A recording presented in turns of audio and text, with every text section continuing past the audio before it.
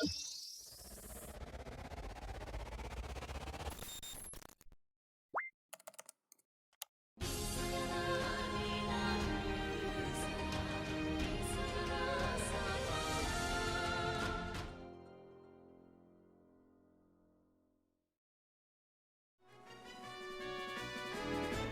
hello, and, oh wait, where am I? Hang on. Oh, there I am. Just like that.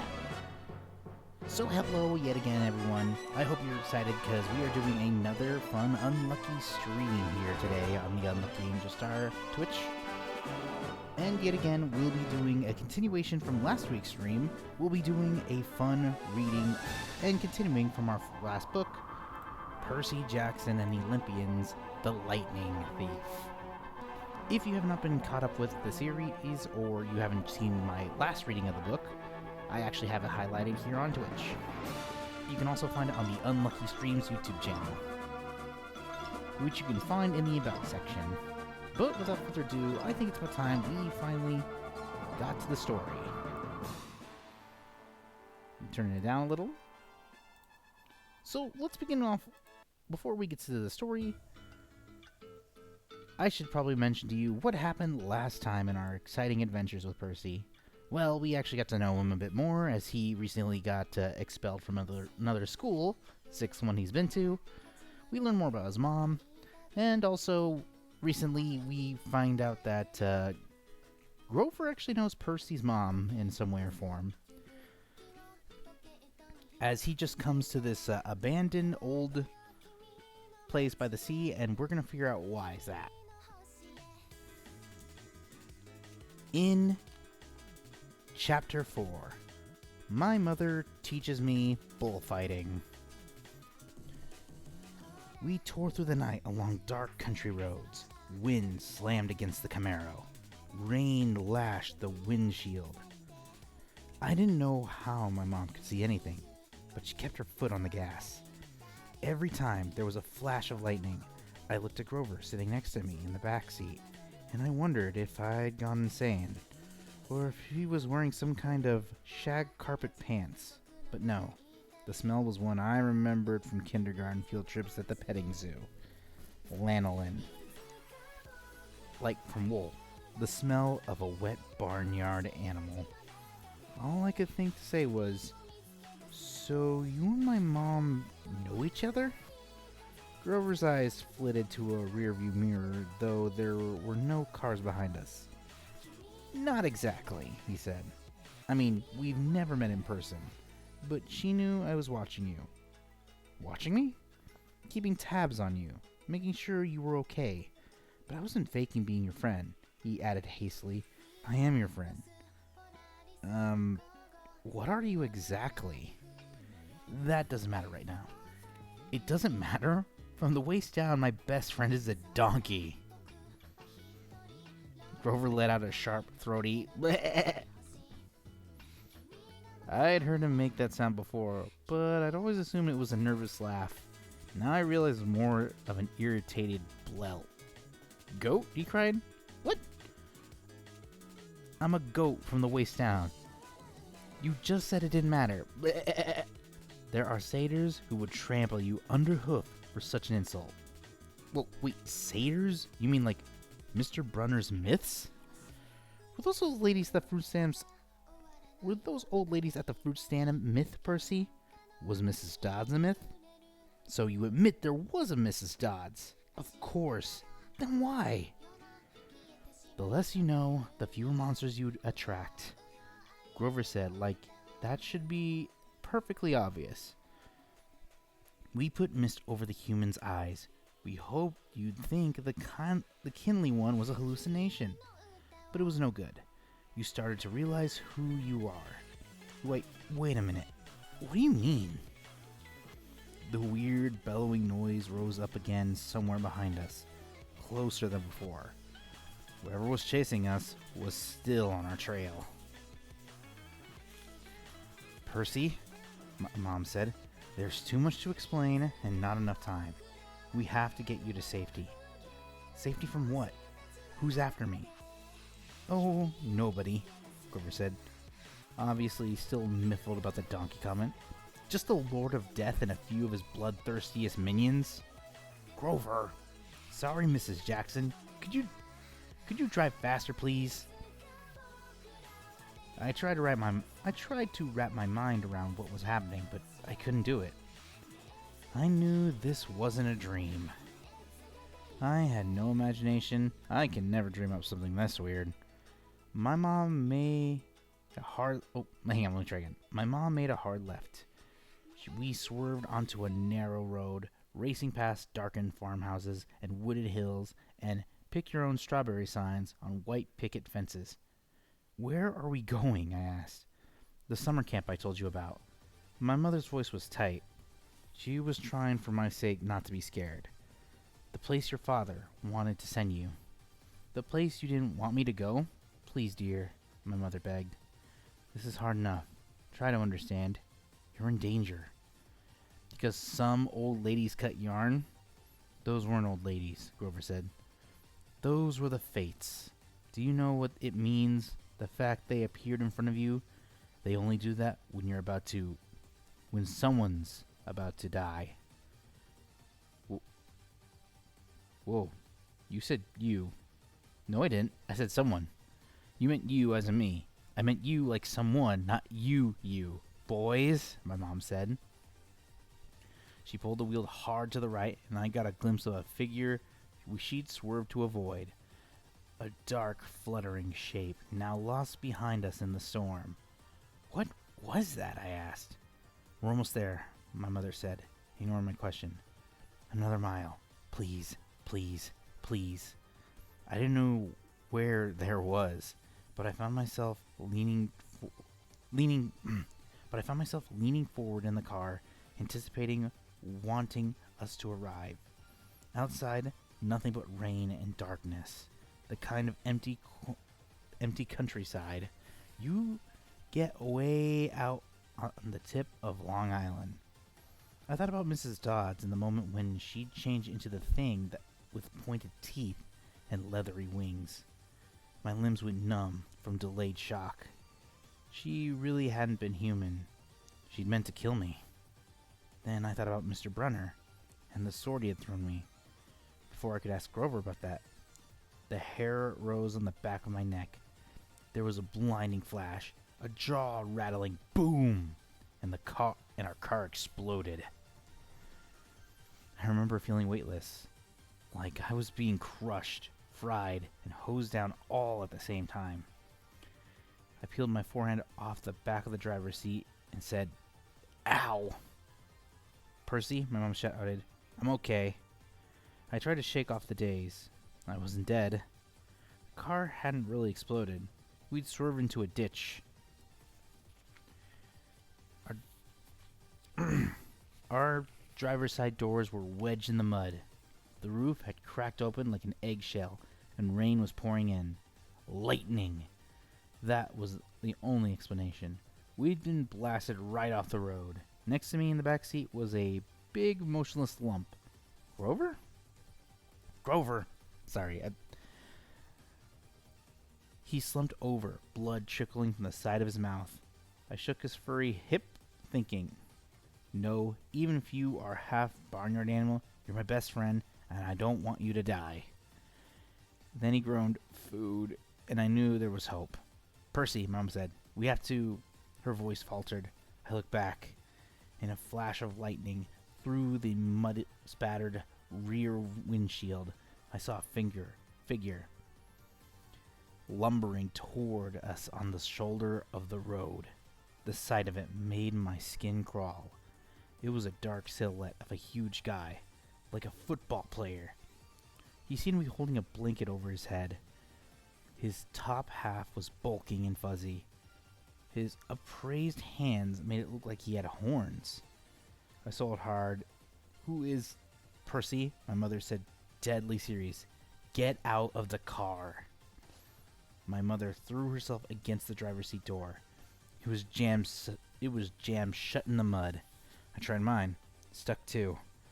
I looked up desperately at the hole in the roof. It might have been an exit, but the edges were sizzling and smoking. Climb out the passenger side, my mother told me. Percy, you have to run. Do you see that big tree? What? Another flash of lightning. And through the smoky hole in the roof, I saw the tree she meant. A huge white house Christmas tree sized pine at the crest of the nearest hill. That's the property line, my mother said.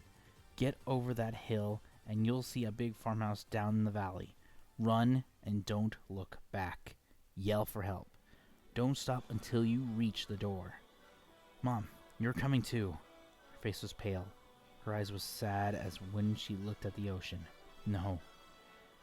You are coming with me. Help me carry Grover. Food, Grover moaned.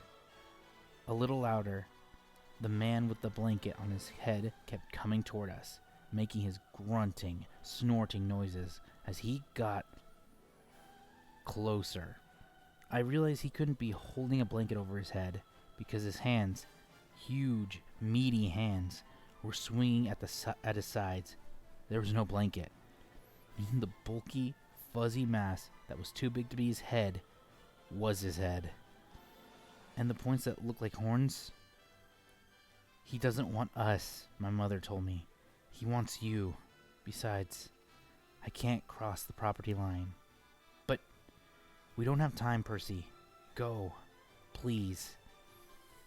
I got mad. Then, mad at my mother. At Grover the goat.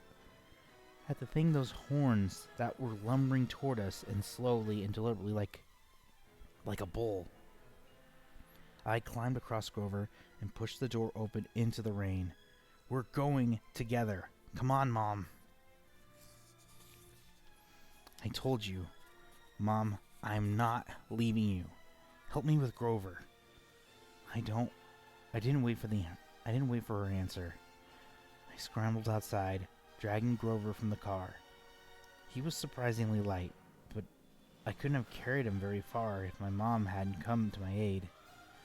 Together, we draped Grover's arms over his shoulders and started stumbling uphill through wet, waist-high grass. Glancing back, I got my first clear look at the monster. He was 7 feet tall. Easy, his arms and legs like something from the cover of Muscle Man magazine. Bulging biceps and triceps and a bunch of other seps, all stuffed like baseballs under vein, webbed skin. He wore no clothes except underwear. Bright white Fruit of the Looms, which would have looked funny, except that the top half of his body was so scary. Coarse brown hair started at about his belly button and got thicker as it reached his shoulders. His neck was a mass of muscle and fur leading up to his enormous head, which had a snout and long as my arm. Snotty nostrils with a gleaming brass ring, cruel black eyes and horns, enormous black and white horns with points that you just couldn't get from an electric sharpener. I recognized the monster all right. He had been in one of my first stories Mr. Brunner told us, but he couldn't be real. I blinked the rain out of my eyes. That's Pasiphae's son, my mother said. I wish I'd known how badly they want to kill you. But he's the min... Don't say his name, she warned us. Names have power. The pine trees was still too far, 100 yards up at least. I glanced behind me again. The bullman hunched over our car, looking in the windows. Or not looking exactly. More like sniffing, snuffling, nuzzling. I wasn't sure why he bothered, since we were only about 50 feet away. Food, Grover moaned. Shh, I told him. Mom, what's he doing? Doesn't he see us? His sight and hearing are terrible, she said. He goes by smell, but he'll figure out where we are soon. As if on cue, the bullman bellowed his rage. He picked up Gabe's Camaro by the torn roof, the chassis creaking and groaning. He raised the car over his head and threw it down the road. He slammed it into the wet asphalt and skidded in a shower of sparks for about half a mile before coming to a stop. The gas tank exploded. Not a scratch, I remembered Gaby saying. Oops. Percy, my mom said. When he sees us, he'll charge. Wait until the last second, then jump out of the way. Directly sideways. He can't change directions very well once he's charging. Do you understand? How do you know all this? I've been worried about an attack for a long time. I should have expected this. I was selfish, keeping you near me. Keeping me near you, but another bellow of rage, and the bullman started tromping uphill. He'd smell us. The pine tree was only a few more yards, but the hill was getting steeper and slicker, and Grover wasn't getting any lighter. The bullman closed in. Another few seconds, and he'd be on top of us. My mother must have been exhausted, but she shouldered Grover. Go, Percy. Separate. Remember what I said. I didn't want to split up, but I had the feeling she was right. It was our only chance. I sprinted to the left, turned and saw the creature bearing down on me. His black eyes glowed with hate. He reeked like rotten meat. He lowered his head and charged. Those razor-sharp horns aimed straight at my chest. The fear in my stomach made me want to bolt, but that wouldn't work. I could never outrun this thing. So I held my ground, and at the last moment, I jumped to the side. The bullman stormed past like a freight train, then bellowed with frustration in turn. But not toward me this time, toward my mother, who was sitting Grover down in the grass. We'd reached the crest of the hill. Down the other side, I could see a valley, just as my mother had said, and the lights of the farmhouse glowing yellow through the rain. But that was half a mile away. We'd never make it. The bullman grunted, pawing the ground. He kept eyeing my mother, who was now retreating slowly downhill, back toward the road, trying to lead the monster away from Grover. Run, Percy, she told me. I can't go any farther. Run. But I just stood there, frozen in fear, as the monster charged her. She tried to sidestep, as she told me to do, but the monster had learned his lesson. His hand shot out and grabbed her by the neck as she tried to get away. He lifted her as she struggled, kicking and pummeling the air. Mom! She caught my eyes, managed to choke out one last word. Go. Then with an angry roar, the monster closed his fist around my mother's neck, and she dissolved before my eyes, melting into light, a shimmering golden form, as if she were an holograph projection. A blinding flash, she was simply gone. No! Anger replaced my fear. Newfound strength burned in my limbs. The same rush of energy I'd gotten when Mrs. Dodds grew talons. The bullman bore down on Grover, who lay helpless in the grass. The monster hunched over, snuffling my best friend, as he was about to lift Grover up and make him dissolve too. I couldn't allow that. I stripped off my red rain jacket. Hey, I screamed, waving the jacket, running to one side of the monster. Hey, stupid, ground beef! Roar! The monster turned toward me, shaking his meaty fists. I had an idea. A stupid idea. But better than no idea at all. I put my back to the big pine tree and waved my red jacket in front of the bullman, thinking I'd jump out of the way at the last minute. But it didn't happen like that. The bullman charged too fast, his arms out to grab me whenever I tried to dodge. Time slowed down. My legs tense. I couldn't jump sideways, so I leaped straight up, kicking off from the creature's head, using it as a springboard, turning in mid-air and landing on his neck. How did I do that? I didn't have time to figure it out. A millisecond later, the monster's head slammed into the tree, and the impact nearly knocked my teeth out. The bullman staggered around, trying to shake me. I locked my arms around his horns to keep from being thrown. Thunder and lightning were still growing strong. The rain was in my eyes. The smell of rotten meat burned my nostrils. The monster shook himself around and bucked like a rodeo bull. He should have just backed up from into the tree and smashed me flat. But I was starting to realize that this thing had only one gear, forward. Meanwhile, Grover started groaning in the grass. I warned to yell him to shut up, but the way I was getting tossed around, if I opened my mouth, I'd bite my own tongue off. Food, Grover moaned. The bullman wheeled toward him, pawed the ground again, and ready to charge. I thought about how he had squeezed the life out of my mother, made her disappear in the flash of light, and rage filled me like high-octane fuel. I got both hands around one horn and pulled back with all my might. The monster tensed, gave a surprised grunt, then snap! The bullman screamed and flung me through the air. I landed flat on my back in the grass. My hand smacked against a rock. When I sat up, my vision was blurry, but I had a horn in my hands, a ragged bone weapon the size of a knife. The monster charged. Without thinking, I rolled into one side and came up kneeling. As the monster barreled past, I drove the broken horn straight into his side, right up under his furry rib cage. The bullman roared in agony.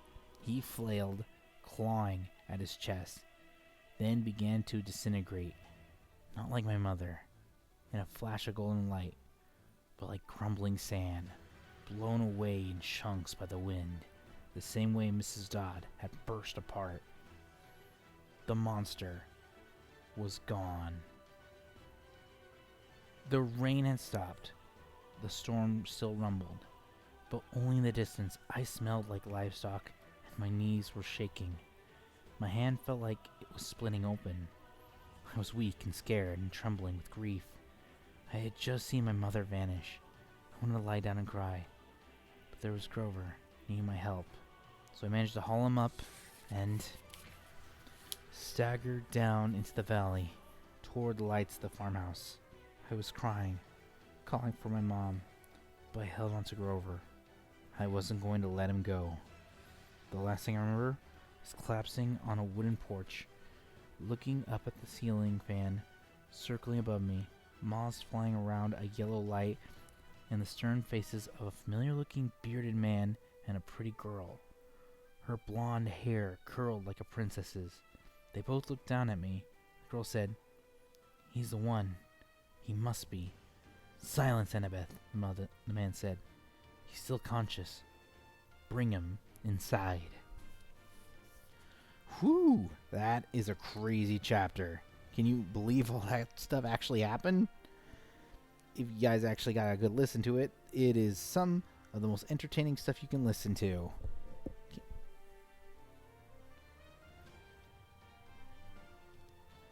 Well, without any further ado, this is actually a good time to take a little break. So basically get some refreshments and all that stuff. So I'll be right back after, just a loading screen.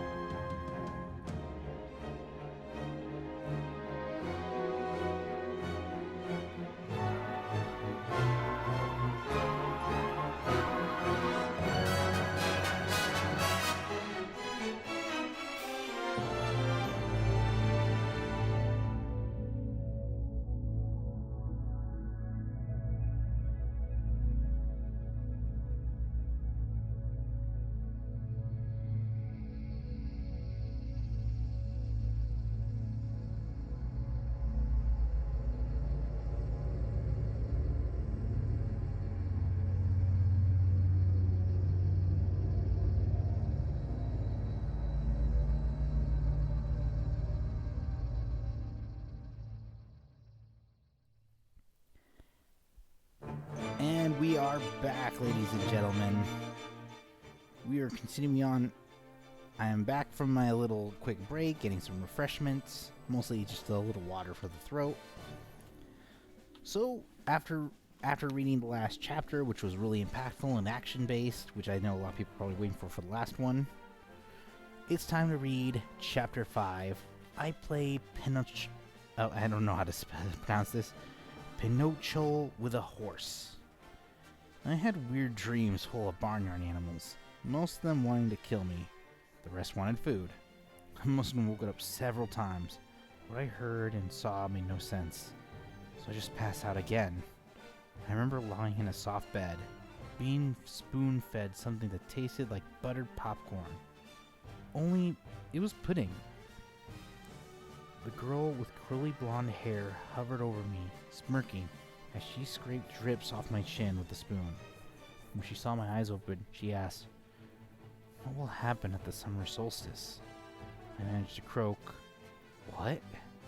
She looked around, as if afraid someone would overhear. "What's going on? What was stolen?" "We've only got a few weeks." "I'm sorry," I mumbled. "I don't..." Somebody knocked on the door, and the girl quickly filled my mouth with pudding. The next time I woke up, the girl was gone. A husky blonde dude, like a surfer, stood in the corner of the bedroom, keeping watch over me. He had blue eyes, at least a dozen of them, on his cheeks, his forehead, the backs of his hands. When I finally came around for good, there was nothing weird about my surroundings, except that they were nicer than I was used to. I was sitting in a deck chair on a huge porch, gazing around a meadow like green hills in the distance. The breeze smelled like strawberries. There was a blanket over my legs, a pillow behind my neck. All that was great, but my mouth felt like a scorpion had been using it for a nest. My tongue was dry and nasty, and every one of my teeth hurt. On the table next to me was a tall drink. It looked like iced apple juice with a green straw and a paper parasol stuck through a maraschino cherry. My hand was so weak I almost dropped the glass once I got my fingers around it. "Careful," a familiar voice said. Grover was leaning against the porch railing, looking like he hadn't slept in a week. Under one arm, he cradled a shoebox. He was wearing blue jeans, Converse high tops, and a bright orange t-shirt that said Camp Half-Blood. Just plain old Grover, not the goat boy. So maybe I'd had a nightmare. Maybe my mom was okay. We were still on vacation, and we'd stopped here at this big house for some reason, and "You saved my life," Grover said. Well, the least I could do. I went back to the hill. Thought you might wanted this." Reverently, he placed the shoebox on my lap. Inside was a black and white bull's horn, the face jagged from being broken off, the tip splattered with dry blood. It hadn't been a nightmare. "The Minotaur," I said. "Percy, isn't a good idea. That's what they call him in the Greek myths, isn't it?" I demanded. "The Minotaur, half man, half bull." Grover shifted uncomfortably. "You've been out for 2 days. How much do you remember?" "My mom. Is she really..." He looked down. I stared across the meadow. There were groves of trees, a winding stream, acres of strawberries spread out under the blue sky. The valley was surrounded by rolling hills, and the tallest one, directly in front of us, was the one with the huge pine tree on top. Even that looked beautiful in the sunlight. My mother was gone. The whole world should be black and cold. Nothing should look beautiful. "I'm sorry," Grover sniffled. "I'm a failure. I'm the worst satyr in the world." He moaned, stomping his feet so hard it came off. I mean, the Converse high top came off, The tip was filled with styrofoam, except for a hoof-shaped hole. Oh, sticks, he mumbled. Thunder rolled across the clear sky as he struggled to get his hoof back in the fake foot. I thought, well, that settles it. Grover was a satyr. I was ready to bet that if I shaved his curly brown hair, he'd find tiny horns in his head. But it was too miserable to care that satyrs existed, or even minotaurs. All that meant was my mom really had been squeezed into nothingness, dissolved into yellow light. I was alone, an orphan. I'd have to live with smelly Gabe. No, that would never happen. I would live on the streets first. I would pretend I was 17 and join the army. I'd do something. Grover was still sniffling. The poor kid, poor goat, satyr, whatever, looked as if he'd expected to be hit. I said, "It wasn't your fault." "Yes, it was. I was supposed to protect you." "Did my mother ask you to protect me?" "No, but that's my job.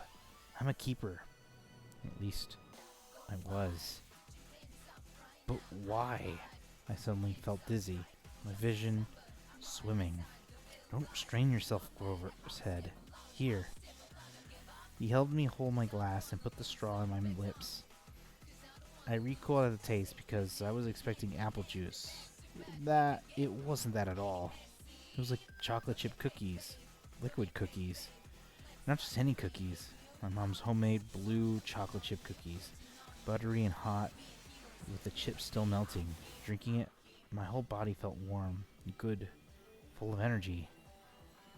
My grief didn't go away, but I felt as if my mom had just brushed her hand against my cheek, giving me a cookie the way she used to when I was small, and told me everything was going to be okay.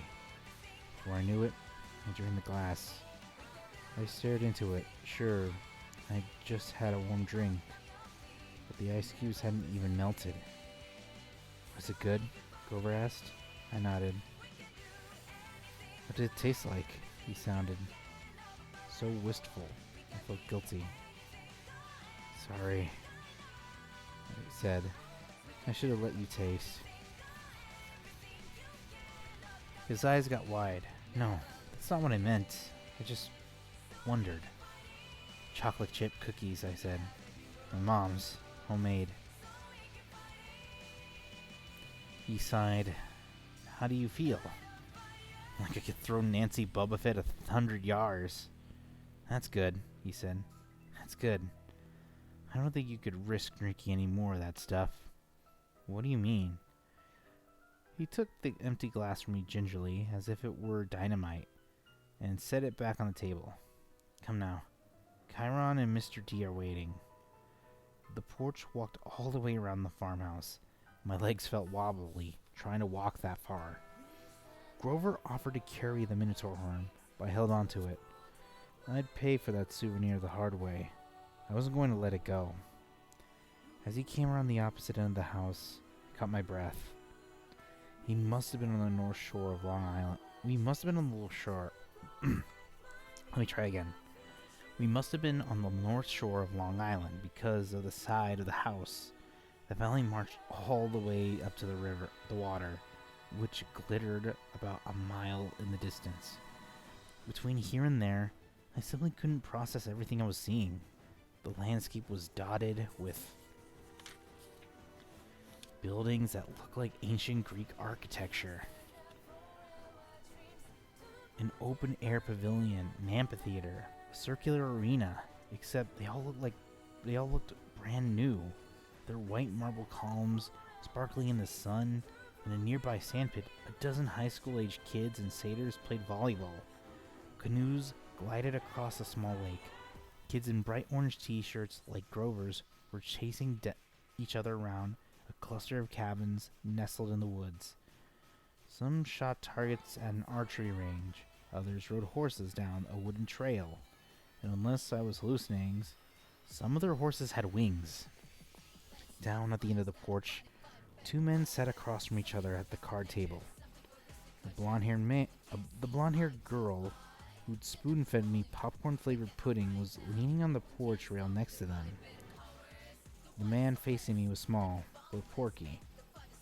He had a red nose, big watery eyes, and curly hair so black it was almost purple. He looked like those paintings of baby angels. What do you call them? Hubbubs? No, cherubs. That's it. He looked like a cherub who turned middle-aged in a trailer park.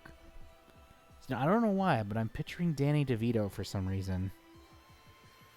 He wore a let me try again. He wore a tiger pattern Hawaiian shirt, and he would have fit right in with one of Gabe's poker parties. Except I got the feeling this guy could have outgambled even my stepfather. That's Mr. D, Grover muttered to me. He's the camp director. Be polite. The girl, that's Annabeth Chase. She's just a camper, but she's been here longer than just about anybody. And you already know Chiron. Or Chiron. Or Chiron. Chiron. I'm going to say Chiron. The Chi and Ron. He pointed at the guy whose back was at me. I realized he was sitting in the wheelchair. And then I recognized the tweaked jacket and thinning brown hair. The scraggly beard. Mr. Brunner? I cried. The Latin teacher turned and smiled at me. His eyes had that mischievous glint that sometimes got in class when he pulled a pop quiz and made all the multiple choice answers B. Ah, Percy Jackson, he said. Now we have 4 for Pinocchio. He offered me a chair to the right of Mr. D, who looked at me with bloodshot eyes and heaved a great sign. But I suppose I must say it. Welcome to Camp Half-Blood now. Welcome to Camp Half-Blood. There. Now, don't expect me to be glad to see you. Thanks. Let's go a little farther away from him, because if there was one thing I had learned from living with Gabe, it was how to tell when an adult has been hitting the happy juice. If Mr. D was a stranger to alcohol, I was a satyr. Annabeth, Mr. Brenner called to the blonde girl. She came forward and Mr. Brenner introduced us. This young lady nursed you back to health, Percy. Annabeth, my dear, why don't you go check on Percy's bunk? We'll be putting him in cabin 11 for now. Annabeth said, Sure, Chiron. She was probably my age, maybe a couple of inches taller, and a whole lot more athletic looking. With her deep tan and her curly blonde hair, she was almost exactly what I thought a stereotypical California girl would look like. Except her eyes ruined the image. They were startling, gray, like storm clouds. Pretty, but imitating too. As if she were analyzing the best way to take me down in a fight. She glanced at the Minotaur horn in my hands, then back at me. I imagined she was going to say, "You killed a Minotaur? Oh, wow. You're awesome. You're so awesome," or something like that. Instead, she said, "You drool when you sleep." Then she sprinted off down the lawn. Her blood hair. I meant to say her blonde hair flying behind her. So, I said, anxious to change the subject. You, work here, Mr. Brunner? Not Mr. Brunner, the ex-Mr. Brunner said. I'm afraid that was a synonym. You may call me Chiron. Okay, totally confused. I looked at the director, and Mr. D, does that stand for something? Mr. D stopped shuffling the cards. He looked at me like he just belched loudly. Young man, names are powerful things. You don't go around using them for no reason. Oh, right, sorry. I must say, Percy, Chiron Brunner broke in. I'm glad to see you alive. It's been a long time since I've made a house call to a potential camper. I'd hate to think I've wasted my time. House call? My year at Yancey Academy to instruct you. We have satyrs at most schools, of course, keeping a lookout. But Grover alerted me as soon as he met you. He sensed you were something special. So I decided to come upstate. I convinced the other Latin teacher to take a leave of absence. I tried to remember the beginning of the school year. It seemed like so long ago, but I did have a fuzzy memory of there being another Latin teacher my first week at Yancey. Then, without explanation, he had disappeared and Mr. Brunner had taken the class. You came to Yancey just to teach me? I asked. Chiron nodded. Honestly, I wasn't sure about you at first. We contacted your mother to let her know we were keeping an eye on you in case you were ready for Camp Half-Blood. But you still had so much to learn. Nevertheless, we made you alive, and that's always the first test. Grover, Mr. D said impatiently, are you playing and not? Yes, sir. Grover trembled as he took the fourth chair, though I didn't know why he should be afraid of a pudgy little man in a tiger print Hawaiian shirt. How do you know how to play pinochle? Mr. D eyed me suspiciously. I'm afraid not, I said. I'm afraid not, sir. Sir, I repeated.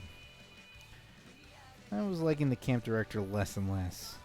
Well, he told me, it is, along with gladiator fighting and Pac-Man, one of the greatest games ever invented by humans. I would expect all civilized young men to know the rules. I'm sure the boy can learn, Chiron said. Please, I said. What is this place? What am I doing here? Mr. Chiron, why would you go to Yancey Academy just to teach me? Mr. Deeds snorted. I asked the same question. The camp director dealt with cards. Grover flinched every time one landed in his pile. Chiron smiled at me sympathetically, the way he used to in Latin class, as if to let me know that no matter what my average was, I was a star student. He expected me to have the right answer. Percy, he said, did your mother tell you nothing? She said, and with sad eyes, looking out over the sea.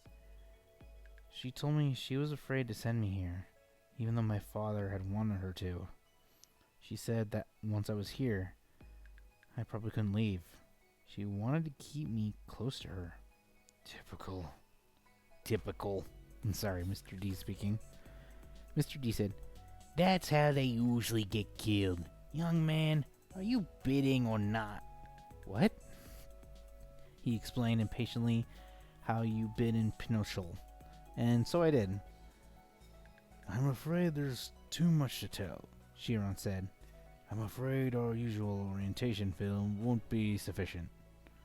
Orientation film? Yes. No, Chiron decided. Well, Percy, you must know your friend Grover is a satyr.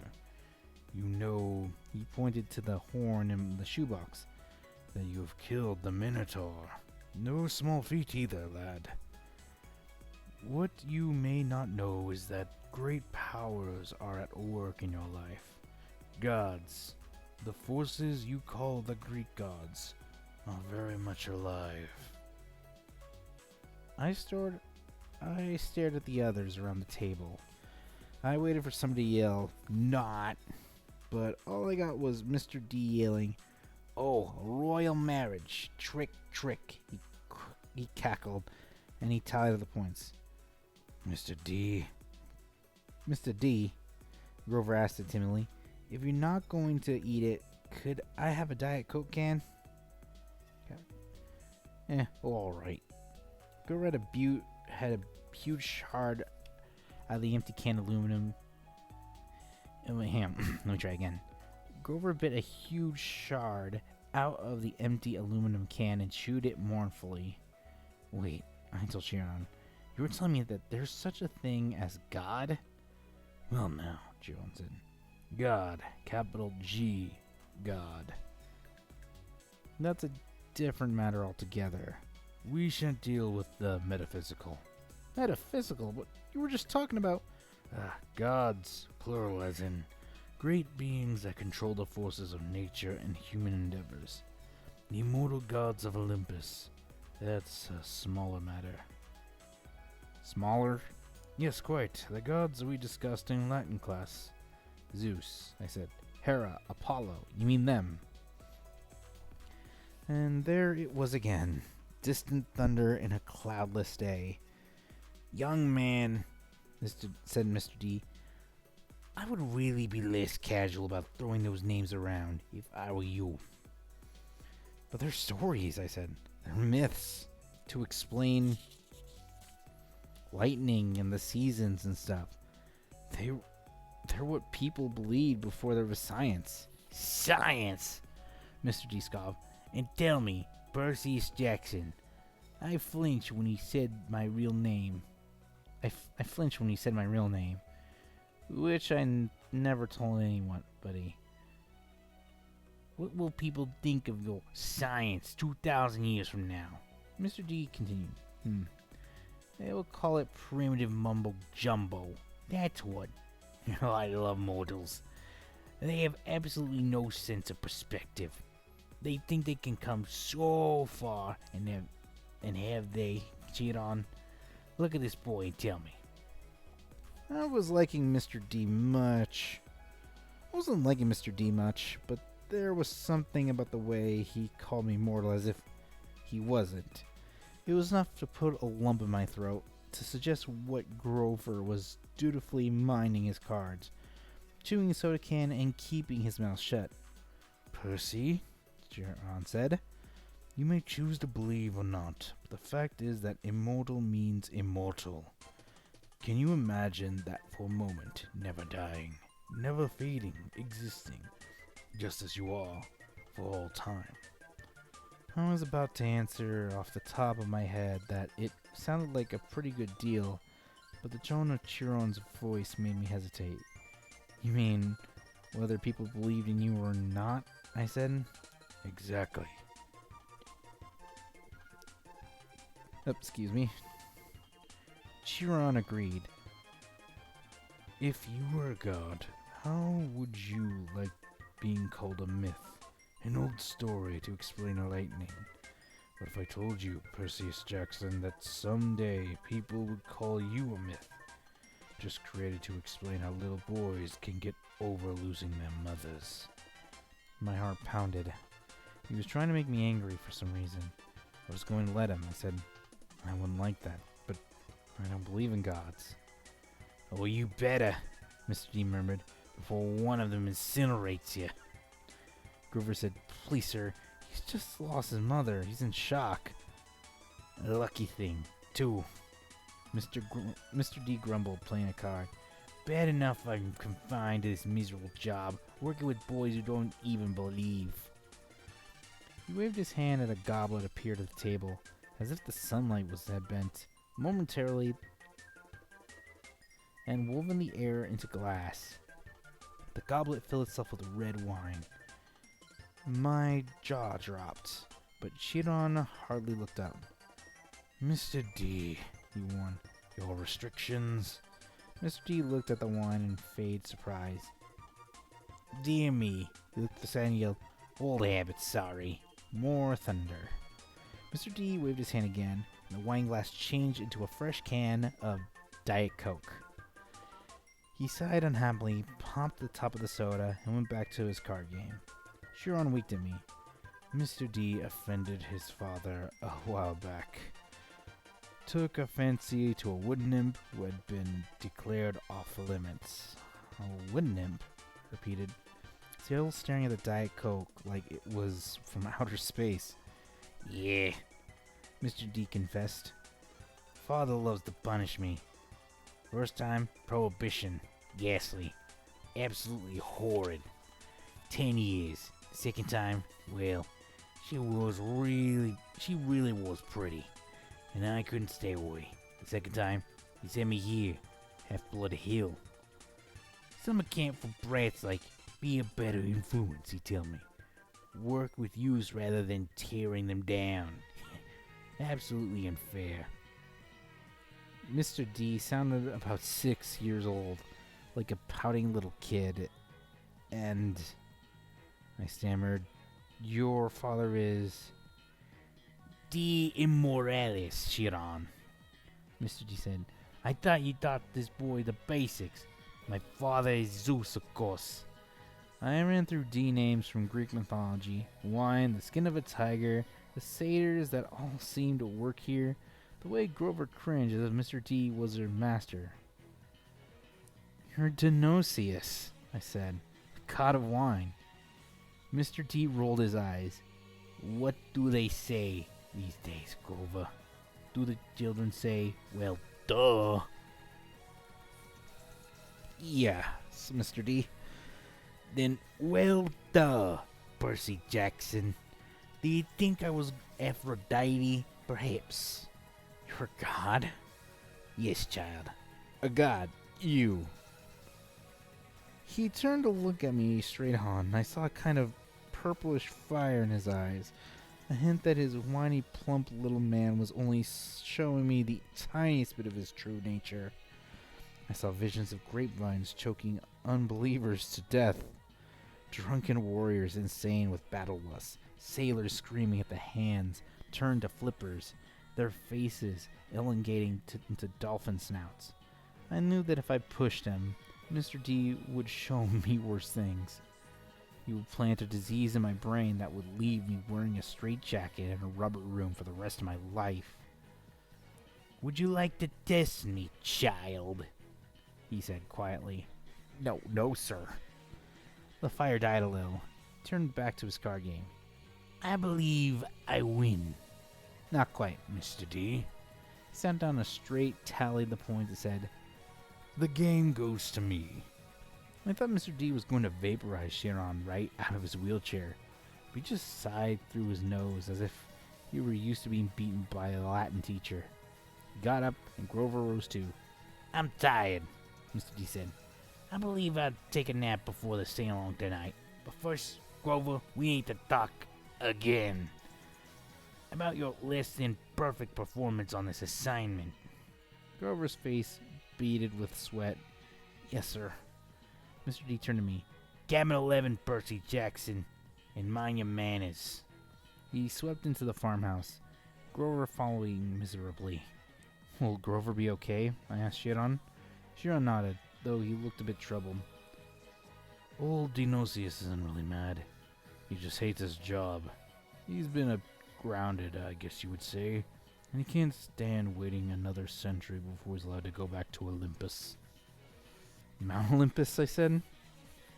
You're telling me there really is a palace there?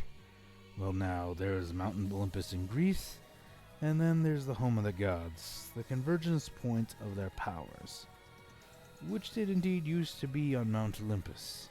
It's still called Mount Olympus out of respect to the old ways, but the palace moves, Percy, just as the gods do. You mean the Greek gods are here, like in America? Well, certainly. The gods move at the heart of the West. The what? Come now, Percy. What you call Western civilization, do you think it's just an abstract concept? No, it's a living force. A collective consciousness that has burned bright for thousands of years. The gods are part of it. We might even say they are the source of it, or at least they are tied so tightly to it that it couldn't possibly fade. Not unless all of Western civilization were obliterated. The fire started in Greece, and as you all know, or as I hope you know, since you passed my course, the heart of the fire moved to Rome. So did the gods. Oh, different names perhaps. Jupiter from Zeus, Venus from Aphrodite, and so on, but the same forces, the same gods. And they died? Died? No. Did the West die? The gods simply moved to Germany, to France, to Spain for a while. Wherever the flames were brightest, the gods were there. They spent several centuries in England. All you need to do is look at the architecture. People do not forget the gods. Every place they've ruled, for the last 3,000 years, You can see them in paintings, in statues, on the most important buildings. And yes, Percy, of course they are now in your United States. Look at your symbol, the eagle Zeus. Look at the statue of Prometheus in Rockefeller Center. The Greek facades of your government buildings in Washington. I defy you to find any American city where the Olympians are not prominently displayed in multiple places. Like it or not, and believe me, plenty of people weren't very fond of Rome.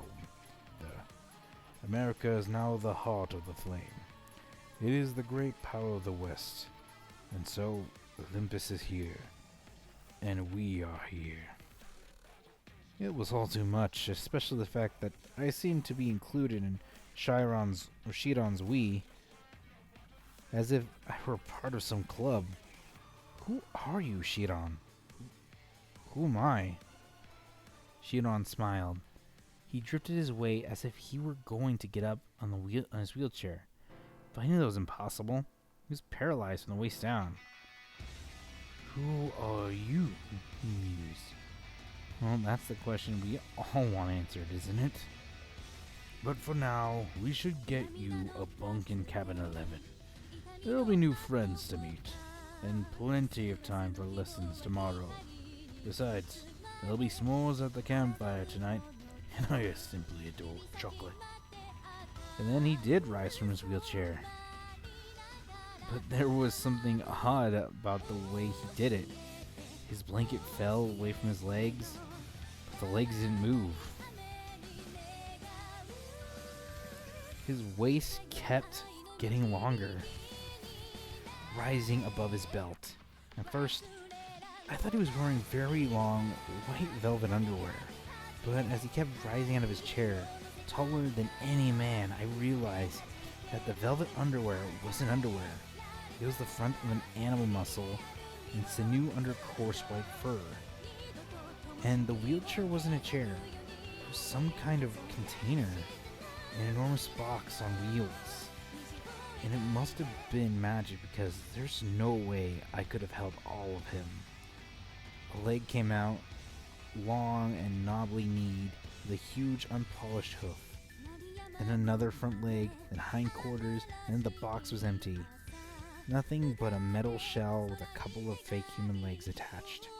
And I stared at the horse who had just sprung from the wheelchair. A huge white stallion. But there its neck should be was the upper body of my Latin teacher, smoothly grafted to the horse's trunk. What a relief, the centaur said. I had been cooped in that air for so long, my felt lots had fallen asleep. Now come, Percy Jackson. Let's meet the other campers.